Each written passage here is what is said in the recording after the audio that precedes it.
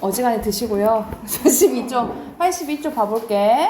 자, 여기서는 우리가 저번 시간에는 동백꽃 소설 했는데 여기서는 시나리오가 나와요. 시나리오는 뭐죠? 시나리오는 희곡. 희곡이랑 시나리오 완전 다르지? 희곡. 희곡은 뭐의 대본? 연극. 연극의 대본. 시나리오는 연극. 영화랑 드라마. 뭐, 그렇지. 드라마의 대본이라고 보시면 되겠죠. 자, 이건 희곡과 다르게 희곡은 무대에서 이렇게 보여주는 거잖아. 그치? 그러니까 등장인물의 수와 그리고 시간과 공간이 약간 제약이 있다 그랬잖아요. 근데 시나리오는 그게 제약이 거의 없다라고 보시면 돼요. 그래서 왜냐면 우리 지금 요즘 영화 보면 CG 처리가 장난 아니잖아요. 그치? 그러니까는 뭐 촬영은 200명 해도 붙여넣기 해가지고 이제 2,000명 이렇게 만들 수가 있는 거잖아요. 그쵸? 그래서 시간과 공간의 제약이 이제 크지는 않다라고 생각을 하시면 돼요. 근데 조금 희곡과는 다른 것은 이 시나리오 용어가 쓰여요. 이게 대표적인 게 S샵 보이죠? S샵은 씬 넘버에서 장면 번호를 얘기한다라고 보시면 돼요. 장면 번호야. 자, 오늘 볼 작품은 사랑 손님과 어머니라는 이거는 원래 소설이에요. 이 소설을 이제 각색해서 영화로 이제 쓰여진 거다라고 생각을 하면 돼. 자, 그리고 이 대표적인 사랑 손님과 어머니는 배경이 1930년대거든요. 1930년대야. 1930년대에 하면 우리가 뭐가 떠올라? 1930년대 하면은 보통 시대적 배경하면 선생님 때. 일제강점기 때 생각이 나잖아. 선생님 때 아니에요? 일제강점기 때. 30년 후. 근데 여기서는 배경이 일제강점기 이런 건 나오진 않고 이때 당시만 해도 약간 조선시대의 잔재 이런 것들이 남기 때문에 되게 보수적이에요. 되게 보수적인 가치관을 가지고 있기 때문에 보수적이고 약간의 전통적인 가치관을 가지고 있어요. 이걸 뭐 봉건적 가치관 이렇게 이야기를 하는데 이때 당시에 이제 배경이 지금은 이혼한 가정도 많고 재혼한 가정도 많고 막 이러잖아요. 근데 이때 당시에 이제 여기서는 주인공이 오키가 나오는데 오키랑 엄마랑 둘이 살아. 아빠가 이제 돌아가셨어. 근데 우연히 아빠 친구가 이제 사랑방의 손님으로, 그러니까 말 그대로 지금 보면 지금 말로 하면 새들어 살기 시작한 거예요. 근데 이 사랑 손님과 어머니가 약간 썸을 타는 거죠. 소위 말대로 썸을 타는 거야. 근데 솔직히 그럴 수 있잖아. 각각 혼자고, 그죠? 그런데 이때 당시만 해도 약간 사회적인 분위기가 여자가 재혼을 하는 거에 대해서 되게 안 좋게 봤다라는 거지. 어떻게 이렇게 재혼을 뭐 이렇게 남자를 만날 수 있냐? 막 이런 가치관을. 근데 이때 가치관이 아니었다는 거. 지금은 전혀 상관없잖아요. 그쵸? 근데 여기서는 왜냐면 우리가 약간 전통적으로 여자는 지조와 막 정절을 지켜야 되고 막 이러잖아요. 한 남자만 막 바라보는 순정무관 이런 것을 약간 바람직하다고 생각하잖아.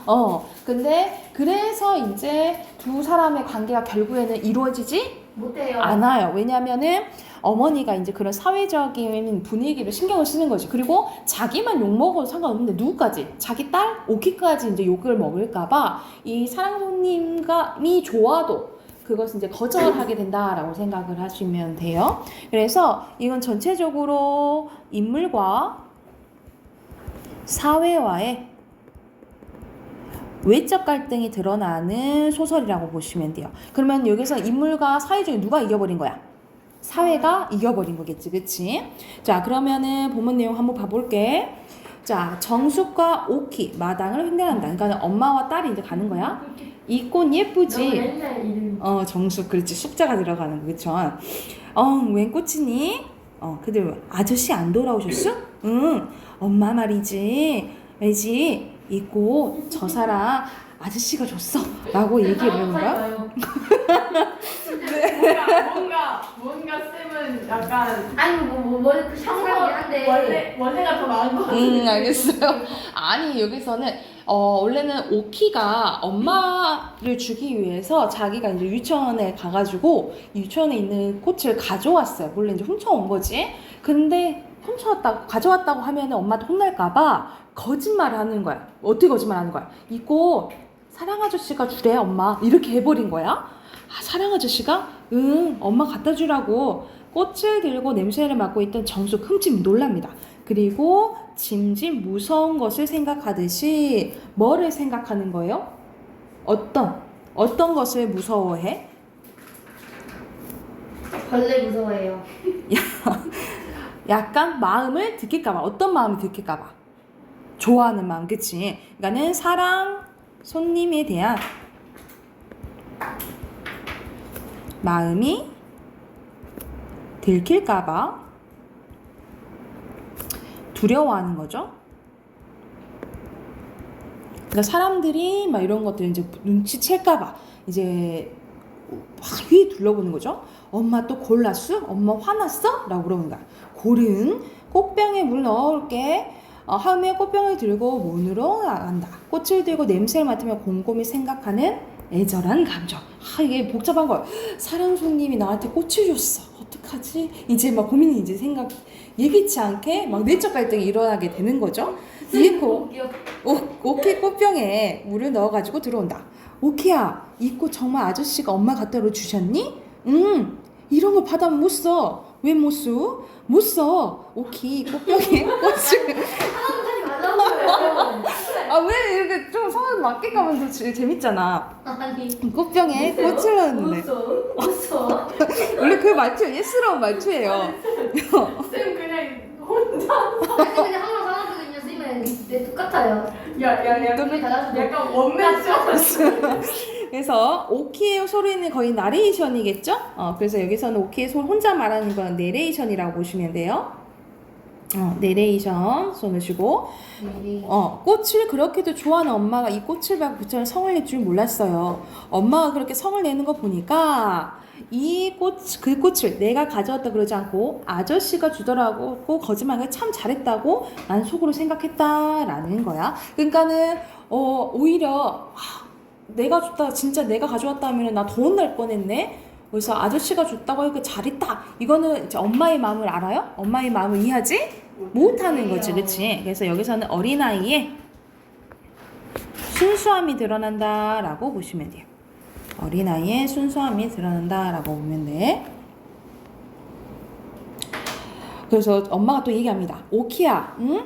너 이거 얘기 아무 보고도 하지 마라 라고 얘기를 하는 거야. 이거는 주변 사람들의 눈을 의식을 하는 거죠. 그쵸? 이때 당시에 뭘 알 수 있다고? 보수적이고 봉건적인 시대, 봉건적인 분위기를 알 수가 있다라고 생각하시면 돼요. 왜 하지 마? 엄마가 하지 말라면 하지 마. 하면한테도 응 하고 꽃병을 들고 와 피아노 위에 놓고 짐짓 바라봅니다. 그리고 피아노를 막 쳐요. 이 피아노는 뭘 의미하냐면 이 정숙의 내적 갈등을 의미합니다. 이거 어떡하지? 진짜 피아노다. 그러니까는 아버지 피아노다. 소재 파악하겠다. 여기서는 엄마의 이제 마음이 들어간 게 피아노인 거야. 그리고 천사처럼 자고 있는 오키, 그 잔의 얼굴을 그리고 있는 선호, 남자 이름이에요. 그리고 손을 멈추고 길을 그린다. 불도 켜지 않는 방 창에서 흘러나오는 월광이 지금 피아노를 치고 있는 정숙의 언저리 환하고 비치고 있다. 이게 상상이 되죠? 항상 제자리에 놓여있던 죽은 남편의 사진이 자취를 감추었대. 그러니까는 남편에 대한 생각도 있지만 이제 사랑 손님에 대한 마음이 있으니까 이제 그 사진을 넣어두게 된 거지. 정숙 나직에 노래를 부릅니다. 정숙의 노랫소리 이를 듣고 있는 선호의 격정된 얼굴. 피아노 노랫소리 자칫 고조되어 간다. 그러자 갑자기 피아노와 노랫소리가 딱 맞는다. 그리고 울어요. 내적 갈등하다가 울어. 이 운다. 아주머니 여기서 이 있죠? 여기 이 보이나요? 선호에 있는 부분? 이 이는 이펙트예요. 그래서 효과음이라고 보시면 돼요. 저 발음 구리진 않네요. 15cm 구리진 않네요. 날 무시하지 마. 소스라지는 머리에 들며 눈물짝을 훔치는 정숙의 이제 모습이 나와요. 그래서 여기 빈칸 넣고 뒷장으로 갈게. 첫 번째 꽃. 그 다음에 오키예요. 오키는 헷갈립니다. 그거는. 그렇죠. 여우기. 그리고 선호를 사랑하는 마음과 그래서는 안 돼 라는 마음이 이제 내적까지 드러난다라고 보시면 돼요. 그 다음에 그래서 안 돼. 피아노. 자, 넘겨서 조금 더 남았어요. 84쪽 보면 햄, 정숙, 조용히 문을 열고 마루 나간다. 휘양이 밝은 달빛 아래 선호가 잠든 오키를 안고 서 있다. 대천 끝에 걸어 나와 있는 정숙 어쩔 줄 모른다. 아니 제가 곤이 자는 걸 깨우는 게 안 돼서. 정숙 선호의 팔에서 오키를 받아 안는다. 눈과 눈이 콱 부딪힌대. 약간 그런 이렇게 감정들이 이제 드러나지요, 그죠? 잠시 동안 서로의 시선을 피할 도리가 없다. 정숙 돌아서 안방으로 돌아선다.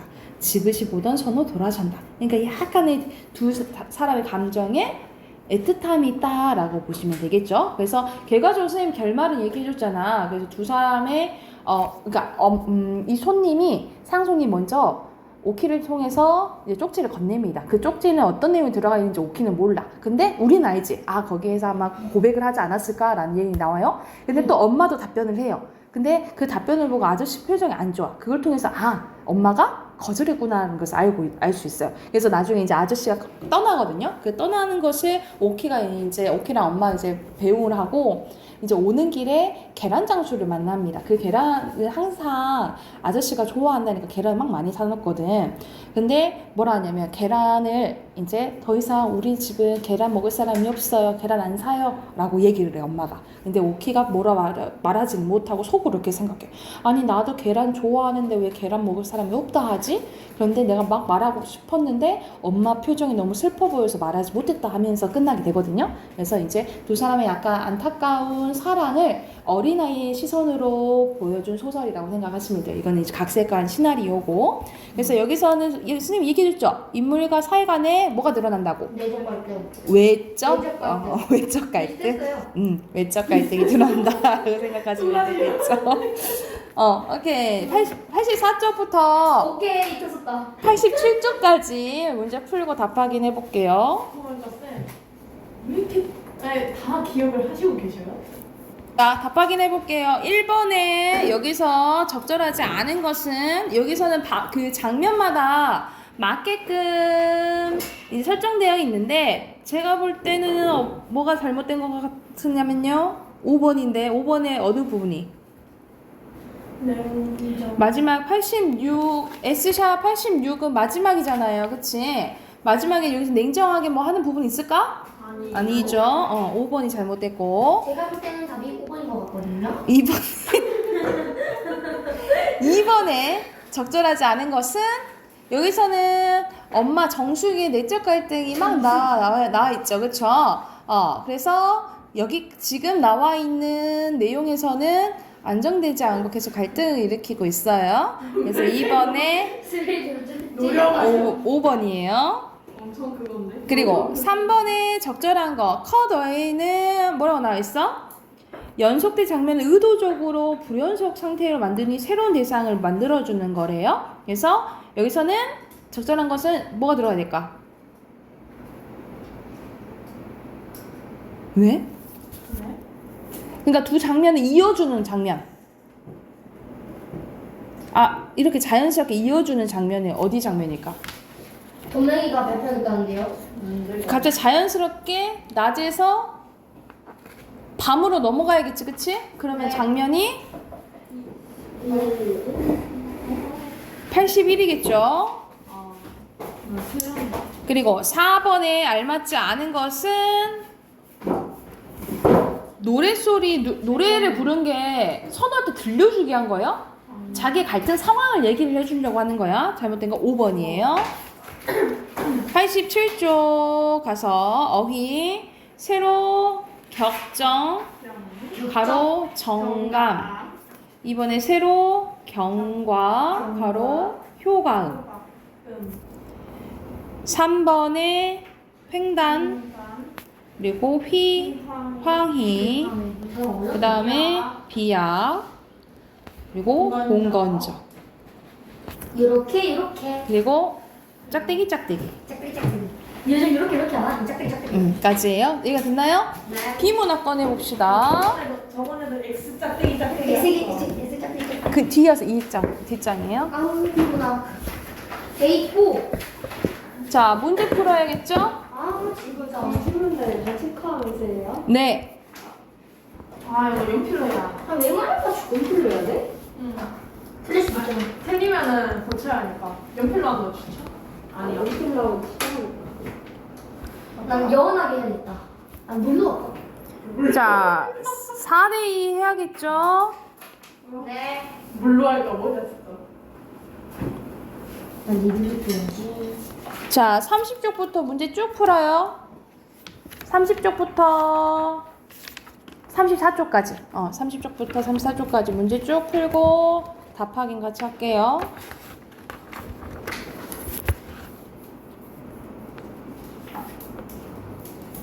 답 확인해 볼게요. 여기서는 인권에 대해서 나오는데 첫 번째 문제부터 보면은 자, 우리는 다른 사람도 나와 같은 인간이기 때문에 다른 사람을 존중해야 한다고 배워왔습니다. 그렇다면 인간은 당연히 존중받아야 하는 것일까? 정답은 그렇다는 거야. 왜냐하면 인간으로서 당연히 가지는 기본적인 권리 뭐를 가지고 있기 때문이래요. 인권을 가지고 있기 때문이래요. 우리나라 국민이든 외국인이든 부자이든 가난한 사람이든 여자이든 남자이든 인간이라면 누구나 인권을 가집니다. 그렇다면 이 인권에는 어떠한 권리들이 포함되어 있을까요? 하면서 여기서는 인권에 대해서 나오죠. 그쵸? 그러면은 인권에 대해 설명 나온 부분 요 부분이 중심 문장이라고 중심 문장? 아니야. 그게 아니고 다음 줄 아니에요? 애초에 이번 문제가 다르잖아. 여기서는 우리 인권이 인권인데 인권이 어떤 권리가 포함되어 있을까? 그게 더 낫겠죠. 그쵸? 여기가 중심 문장이에요. 그리고 당연히 핵심어는 인권이 되겠죠. 그쵸? 자, 인권은 인간이 인간답게 살기 위해서 필요한 조건들을 포함하고 있대요. 그래서 첫 번째 뭐가 있어? 건강과 생명, 자유를 지킬 권리가 있다라는 거지. 여기 두 문장이 중심 문장이고 핵심어는 첫 번째 뭐야? 건강과 생명, 자유예요. 인간이 생명을 보존하고 사람답게 살기 위해서는 깨끗한 물과 공기, 집, 음식 등이 필요한데 인간이라면 누구나 이러한 기본적인 삶의 조건 누릴 수 있어야 합니다. 또한 자유롭게 행동하며 자신의 사생활을 감시당하지 않을 경우도 권리도 있다라는 거지. 그리고 둘째 나왔으니까 이게 또 중심 문장이겠죠. 그쵸? 둘째, 인간은 차별받지 않고 누구나 동등한 대우를 받을 권리가 있습니다. 그럼 핵심어는 동등한 대우. 인종이나 피부색, 종교, 성별 등을 이유로 차별받지 않아야 하고 사회적 약자이거나 소수인 사람도 다른 사람들과 동등한 대우를 받아야 합니다. 셋째, 인간은 자유롭게 표현할 권리가 있대요. 핵심어 자유롭게 표현. 인간은 사회적 동물이며 타인과 사회적으로 교류하는 과정에서 의사소통하는데 이때 인간이라면 누구나 스스로 생각하고 말하고 자신의 생각과 감정을 다양하게 표현할 수 있어야 합니다. 인간은 자유롭게 생각하고 표현하는 것을 통해 자아를 형성하고 실현하기 때문입니다. 그리고 마지막으로 나왔네. 그러면 여기가 또 중심 문장이겠죠? 마지막으로 인간은 자신이 원하는 일을 할 권리가 있습니다. 1이에요. 인간은 자신이 원하는 것을 배우고 다양한 문화를 즐기며 원하는 일을 할 때 행복을 느낍니다. 따라서 누구나 알맞은 교육을 통해 직업을 가지고 일할 수 있어야 하며 자신이 원하는 다양한 여가를 즐길 수 있어야 된다라는 거지. 이와 같은 인권이 지켜져야 인간은 어떻게? 인간답게 살 수 있다. 그래서 우리 헌법과 사회제도도 기본적으로 모든 사람의 인권을 보장하는 것을 목표로 만들어졌다. 개인의 권리를 보장할 때 타인의 권리를 침해하지 않게 하기 위해 최소한 제재가 있긴 하지만 그 밑바탕에는 인권 수호라는 근본적인 목적이 포함되어 있대요. 모든 사람들이 동등한 인권을 가진 존재임을 기억한다면 우리 조금 좀 더 나은 방향을 발전할 수 있을 것이다. 그러니까 이와 같이 우리 앞에서 네 가지 인권들이 나왔잖아요. 그치? 이 네 가지를 지켜야지 우리는 인간답게 살 수 있다가 하고 싶은 말이잖아요. 네. 그래서 첫 번째 문장이 중심 문장이에요. 그리고 핵심어 인권이라고 보시면 됩니다. 그러면 1번 당연히 인간답게 살려면 뭐가 지켜줘야 돼요? 인권. 그렇죠. 그리고 2번에 적절한 거 3번이고요. 3번에 이것도 그대 인권이죠. 그리고 4번에 니은에 대한 설명으로 적절하지 않은 거 조건에 대한 거였잖아요. 그치? 4번. 알맞지 않은 것은 4번이죠. 국가가 마련되는 거 아니고요. 5번에 반응으로 적절하지 않은 거 2번. 사회적 약자 인권 다 보장해 주죠. 그치? 2번입니다. 네. 두 번째 것도 이어서 해보자. 사람이 생태계를 바꿀 수 있을까? 한때, 네? 진짜 싸가지없다. 한때 미국의 카이바 공원에서는 늑대와 퓨마, 코요테 등의 포식동물을 집중적으로 사냥하여 잡아주기라는 작업이 실시됐대요. 그 동물들이 사슴과 같은 약간 야생동물을 마구잡이 잡아먹고 심지어 사람들에게까지 해를 입혔기 때문인데, 사람들은 해로운 포식동물이 사라지면 카이바 공원의 평화가 찾아올 걸 생각했대요. 과연 정말 평화로워졌을까? 라고 의문을 제기한 거죠. 그래서 마지막 문장이 중심 문장이고 핵심어는 카이바 공원이에요.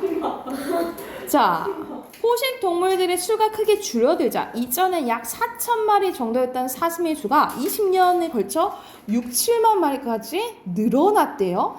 약한 야생동물들의 천국에 찾아온 것만 같았는데, 근데 갑자기 사슴의 수가 줄더니 그 많던 사슴이 1만 마리 정도밖에 남지 않게 되었대. 그러니까 포식동물이 없어지면 당연히 평화로워질 거라고 생각했는데 사실 그게 아니었다라는 거죠. 그럼 결과를 담은 마지막 문장이 중심 문장이지. 그리고 핵심어는 사슴이에요. 사슴의 수가 엄청 줄어들더라는 거죠.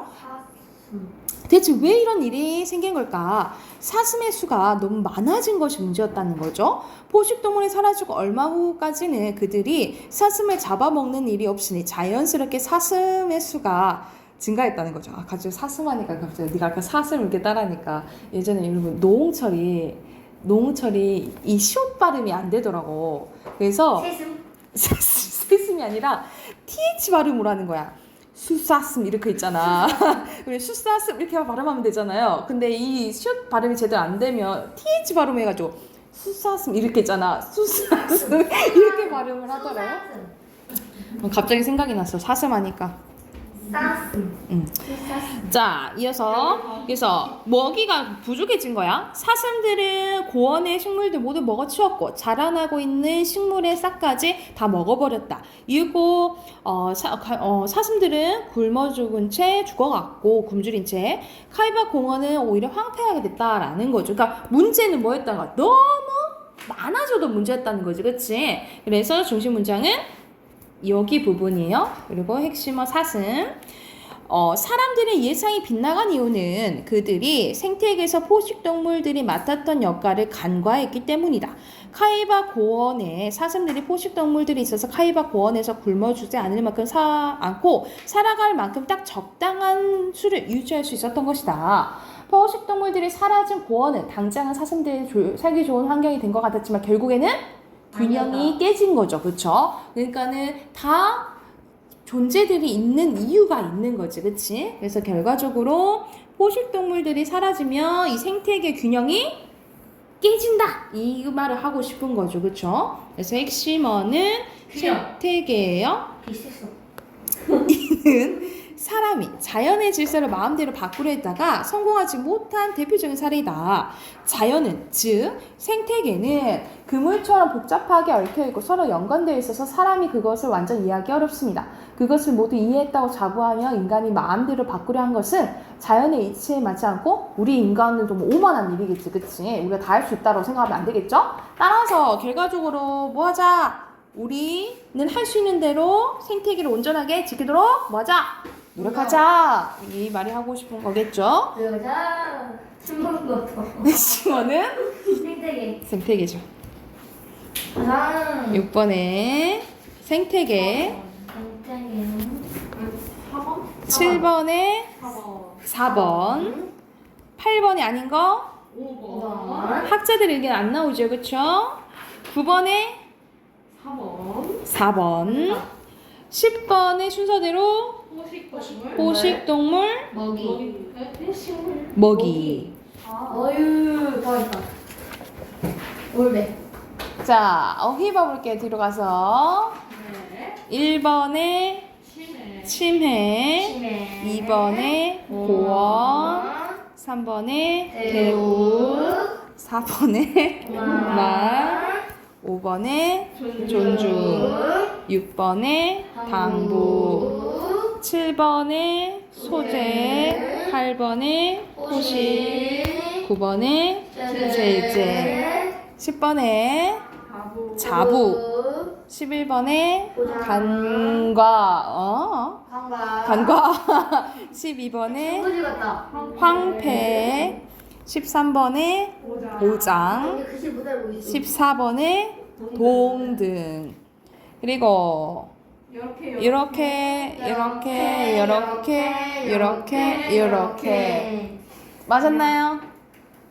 오케이. 숙제는 바이블 36쪽부터 41쪽까지. 36쪽부터 40까지. 만약 교재 사면은 36쪽부터 40페이지까지 해오시면 돼요. 교재 준비하면 선생님 교재 쌤 시리즈. 아유, 어디죠? 선생님 없었어요. 자, 답 확인해 봅시다. 금지어 아니면 그거 하면 안 되나? 나 금지야. 112쪽 펴세요. 112쪽. 오케이랑 쪽이랑 번이랑. 자, 지금 다 머리가 가니. 1번에 높임 표현.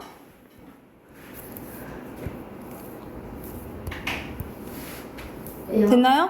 네. 그리고 두 번째는 시간. 시간 표현. 2번에 종결어미. 종결어미. 3번에 상대는 상대방 높이는 거지? X예요. 4번에 격식은 순서대로 하십시오, 하오, 하게 해라. 맞네요. 5번에 자, 높여야 될 신체 부분 이런 건 높일 수 있는데 직접 높이면 아니라 간접 높임으로 가능해요. 그래서 X.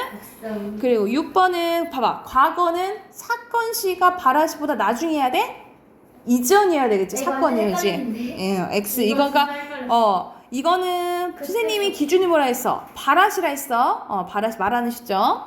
7번 개승 추측 의지 가능성도 있다 했죠. 미래도 있고.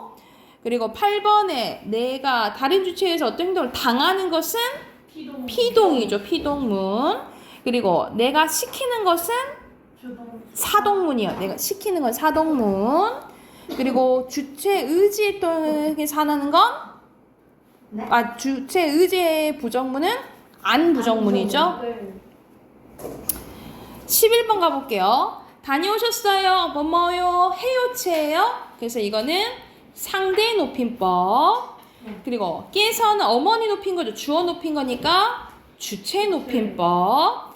여쭈다 라는 것은 깨에 들어가잖아. 이거는 객체 높임법이죠. 목적어 붙인 거니까. 부사가 붙인 거니까. 그리고 시제 쓴 거. 거기 있었다는 너무 쉽잖아. 과거. 뛰어논다. 현재. 다다르겠다. 미래. 자, 이거는 피동 표현은 당하는 거잖아. 자연스럽게 바꿔요. 여기서는 많은 사람들이 이게 주어가 아니고 이 노래는 많은 사람들에게 불리운다가 아니라 어떻게 돼요? 그래서 불렸다. 불린다 이렇게 해야겠죠. 삭제해야 돼. 2개 쓰이면 안 돼. 둘 중에 하나만 써야 돼. 그리고 내일이 졸업이라니 자연스럽게 고쳐봐. 믿겨진다. 아니 믿기지 믿기지 않다. 않는다. 여기 어지지 빼야 돼요. 자, 그리고 사동문 시키는 거잖아. 나를 주어로 한대요. 그러면 내가 얼음을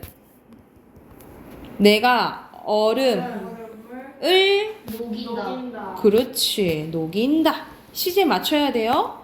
그리고 네. 내가 동생 이 책을 동생에게 책을 읽힌다. 동생에게 그렇지. 책을 읽힌다. 동명이가 아니 그만하라고. 됐죠? 넘어가서 어디로 가면 돼요? 117쪽이요. 117쪽으로 가요. 117쪽으로 해서 35번으로 가요. 이건 문제 왜 48번까지 있어? 너무 길었어요, 솔직히. 진짜로. 고생했어요. 아니 하루 만에 자, 피동표현이 아니고 피동표현은 당하는 거예요. 35번으로 가요. 자, 범인이 잡혔죠?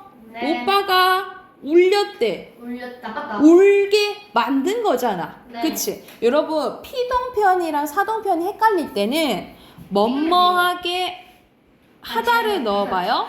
뭐뭐하게 하다를 넣어봐서 말이 되면 사동이에요. 아니면 피동이라고 생각하시면 돼요. 뭐뭐하게 하다를 넣어서 말이 되면 뭐라고?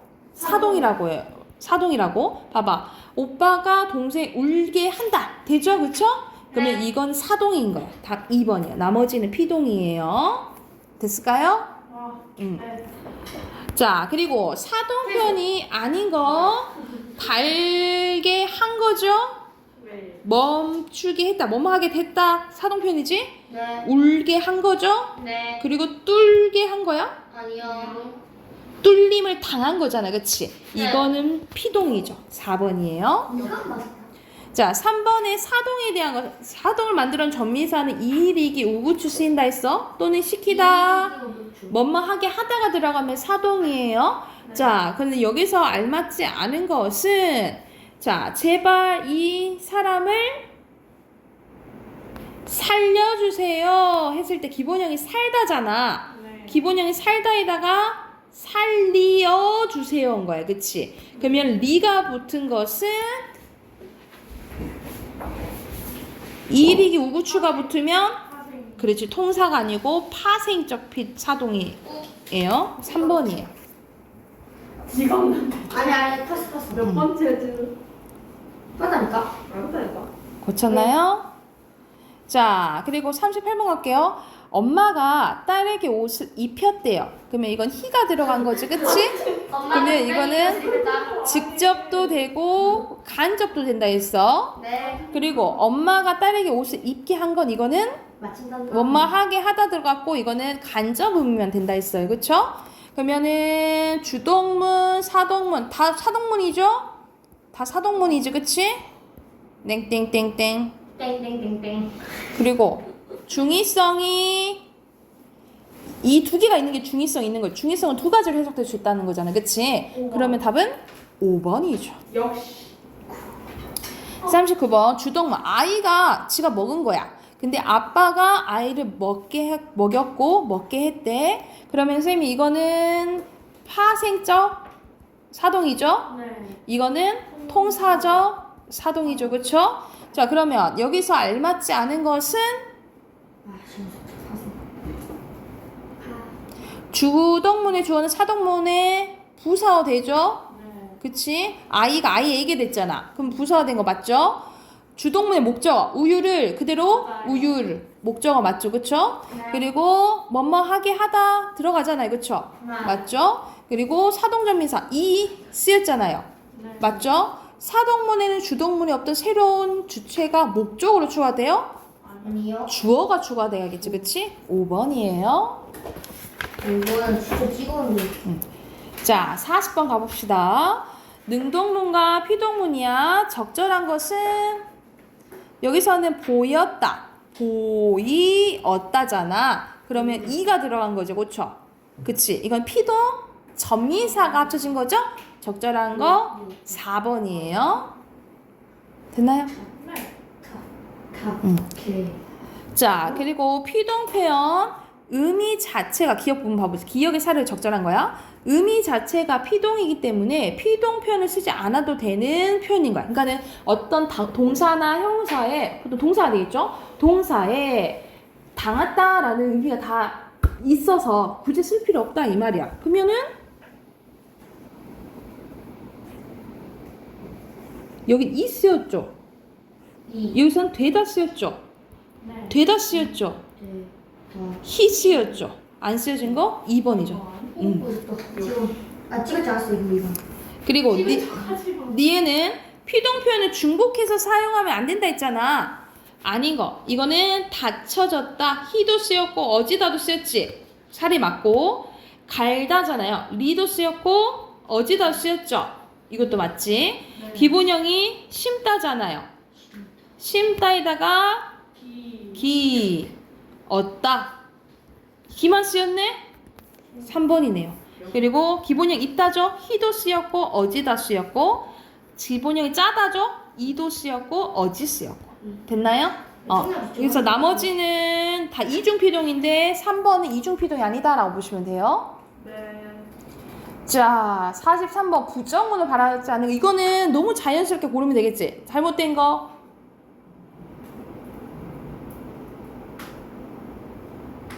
3번. 아무 대답 안 하고 아무도 제일 대답 쉬운 안 건데. 하길래. 아무도 대답 안 하길래. 하늘이 맑지 않다. 이렇게겠지? 통 맑지 않다. 못 말다면 못 말까? 그치? 그리고 안 갔다와 못 갔다. 안 간 건 지가 안 간 거야. 그치? 의지 부정. 못 간 것은 능력 부정이라 했어요. 적절하지 않은 거. 아니요. 여러분, 가지 않았다. 가능하지? 네. 가지 못했다. 못했다도 가능하죠? 네. 그러니까 답은 5번이죠. 간을 바꿀 수 있죠. 긴 부정문으로. 이요. 어떻게 해석될 수 있냐요? 이거 세 가지로. 이거 부정이 주어를 부정할 수 있고 목적으로 볼 수 있고 이걸 부정할 수도 있는 거야. 그럼 첫 번째, 사과를 먹은 것은 그가 아닌 아니. 네? 그가 아니라 그거 아니라 나가. 그래서 다른 사람이다. 첫 번째 이렇게 해석될 수 있고요. 그가 먹은 것은 사과가 아니라 사과가 아니라 돈이다. 다른 것이다. 돈을 왜 먹어? 그리고 그럴 수도 있어. 그가 사과를 먹은 것이 아니라 다른 행동을 해. 그렇지. 사과를 가지고 적을 늘리다. 다른 행위를 했다. 적을. 이렇게 세 가지로 해석 가능하다고요? 이게 시험이 나와요 이렇게? 네. 1, 틀렸어요. 서술에서 나오죠. 3. 전요 틀렸어요. 서술에서 나온 거예요 혹시? 님 그 객관식으로도 많이 나와요. 객관식으로? 아. 괜찮아. 우리는 평균은 70점이야. 됐을까요? 10점? 마지막 쪽 가보자. 뭐해야지? 119쪽. 나는 100점 문제. 119쪽 46번 가볼게요. 46번에 적절한 거. 여기서는 뭐 우리 말다 있잖아. 어저께 했잖아. 말다. 이 말다는 명령문이랑 그리고 난 청유. 청용만 가능하자 했잖아요. 네. 그렇죠. 그러면 적절한 것은 그냥. 아니 놀지 마니. 사용 가능하죠? 네. 사용 가능하죠? 네. 사용 가능 안 하죠? 네. 5번이네. 아 잠만. 틀렸네요. 이해됐죠? 네. 아니요? 이해됐죠? 네. 됐어요. 그럼 됐어요? 다른 체크이지. 자, 47번 안 이쁘다, 못한다, 아니다가 나왔는데 적절하지 않은 것은 여기서는 아니 이건 단순 부정이죠? 네. 의지는 아니고 지 의지로 안 이쁜 건 아니잖아. 네. 그죠? 약간 기분 나쁘게. 단순 부정 이거는 능력 부정이죠? 네. 그래서 답은 3번이에요. 능력이지, 그치? 못은. 자, 마지막 문제 봐보자. 드디어 여기서는 왔어? 알맞지 않은 거 높임 표현에 관련된 거예요. 자, 예시만 보면 채윤아 할아버지 깨는 객체지. 물 좀 갖다 드려라. 뭐뭐 해라. 이거는 상대 높임법. 선생님, 어제 부모님께서 주체 할머니를 모시고 객체 여행을 가자고 말씀하셨습니다. 상대 다 쓰인 거예요. 이거는 그러면 알맞지 않은 것은 말씀 여기서 말씀하신 건 누구야? 부모님이지? 말씀도 주체예요. 그래서 알맞지 않은 것은 3번이에요. 말씀을 객체가 아니고 주체인 부모님을 얘기하는 거죠. 주체인 부모님으로 고치면 되겠죠? 기출 3번이 많이 나와. 아니요. 야 수능 3번 문제인데 항상 나와. 야 수능 문제는 거의 n분의 1이야. 자, 오늘 볼 부분은 124쪽이에요. 담화 볼 거예요. 이거 담화. 이거 미쳤어 이거. 어디야? 132쪽. 124쪽 펫이라고요.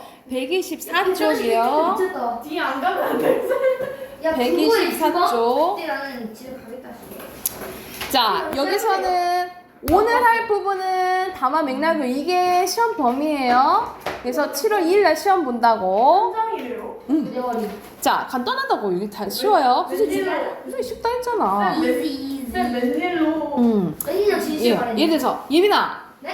이게 있잖아. 이게 담화예요. 자, 내가 예빈아 했잖아. 그리고 얘가 예 했잖아요. 이게 선생님 예빈아 하나가 발화라고 해. 뇌도 발화예요. 이 발화가 연속되면 담화가 된다라고 보시면 돼요. 다시 한번 발화가 연속되면 뭐가 된다고? 담화가 된다고. 자, 그래서 먼저 첫 번째 발화 봅시다.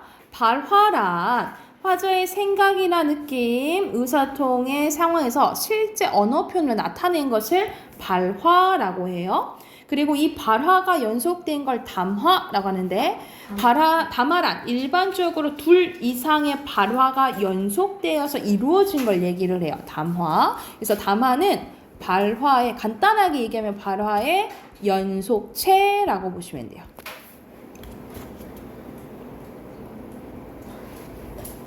그러니까 발화는 우리가 생각했던 거를 이제 입으로 꺼낸 걸 발화라고 하고 이 발화가 연속 왔다가 연속되면 담화가 된다고요. 자, 그러면 담화의 구성 요소 봐볼게. 다 구성 요소는 크게 4가지가 있어요. 몇 가지? 네 가지. 4가지. 당연히 이야기하는 상황이 있으면 말하는 사람 있어야겠죠? 네 가지. 지금 네 가지. 4가지. 말하는 사람 있어야겠죠? 네 가지. 화자. 그러면 듣는 사람도 있어야겠죠? 네. 그치. 그래서 화자, 청자, 그럼 전하는 말이 있어야겠죠?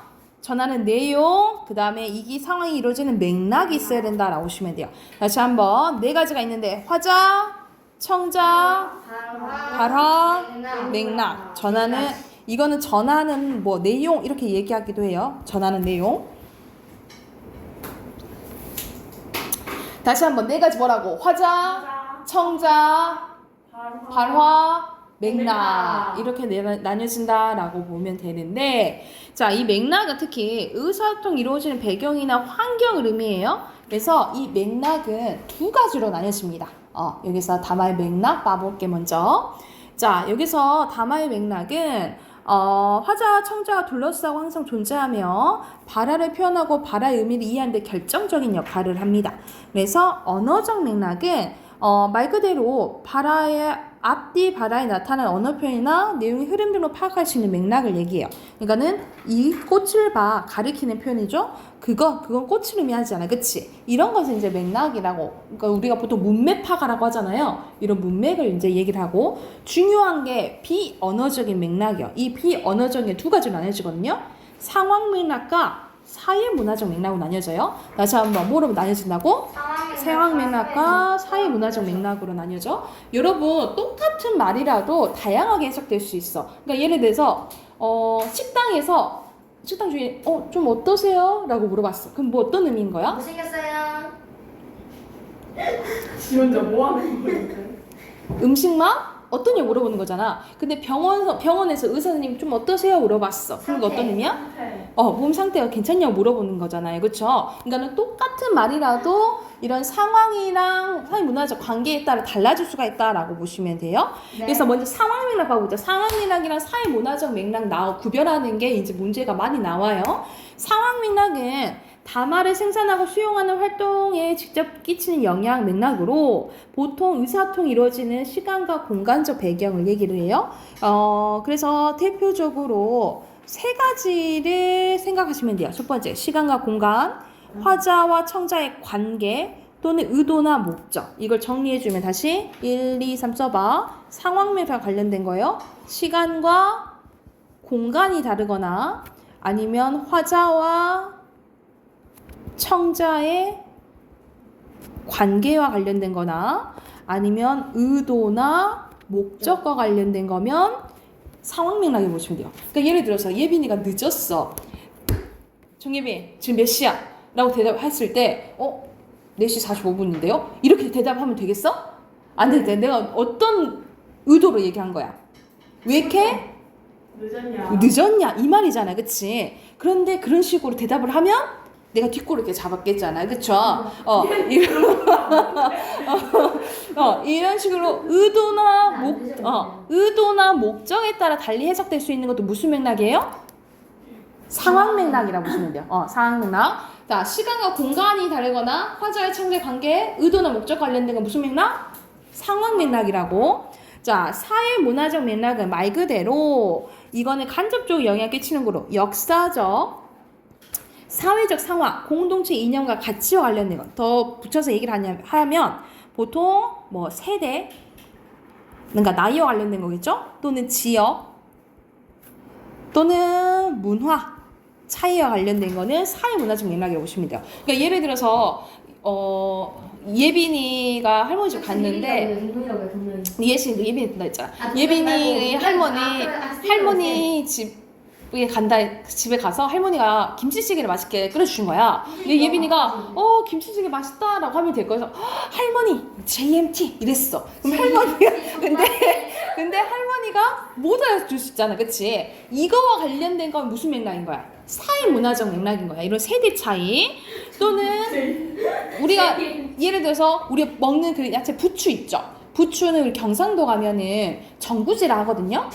전구지. 그래서 이모 여기 전구지 좀 주시오 하면은 이제 대구에서는 알아먹겠지, 그치? 근데 우리는 여기서는 못 알아먹는 경우가 많겠죠. 우리는 부추라고 부르니까. 근데 거기 경상도에서는 전구지라 부르고 이러한 지역 방언 관련된 것도 무슨 맥락이야? 사회 문화적 맥락이에요. 그리고 뭐 다른 나라 문화 차이. 그러니까 예를 들어서 우리는 참 엄청 많이 차려놓고도 아이고 차린 건 많이 넣지만 많이 드세요 이렇게 얘기하잖아. 근데 왜 근데 왜 차린 건 많이 왜 차린 거 없다 그래? 막 이렇게 얘기한다는 거지. 근데 우리는 전체적으로 어떤 문화가 있냐면 겸손의 문화가 있어요. 겸손의 문화 관련된 거지. 이런 문화 차이에 관련된 것도 무슨 맥락? 사회 문화적 맥락. 사회 문화적 맥락이라고 보시면 돼요. 차린 건 쥐뿔도 없지만 많이 먹어 이렇게 그것도. 겸손한 거 치고는 밥에 디저트를 그렇게 그럴 수도 있죠. 그리고 담화의 조건이에요. 크게 통일성과 응집성이 있어야 돼. 여기 별표. 자, 통일성과 응집성이 있어야 되는데 통일성은 뭐와 관련된 거냐면 담화를 구성하는 발화들이 하나의 주제 아래 관련돼서 내용상 유기적 관련을 맺고 있는 걸 얘기합니다. 그러니까는 이것저것 얘기하면 되겠어? 안 되고 하나에 대해서만 보통 얘기해야 된다라고 보시면 되겠죠, 주제를.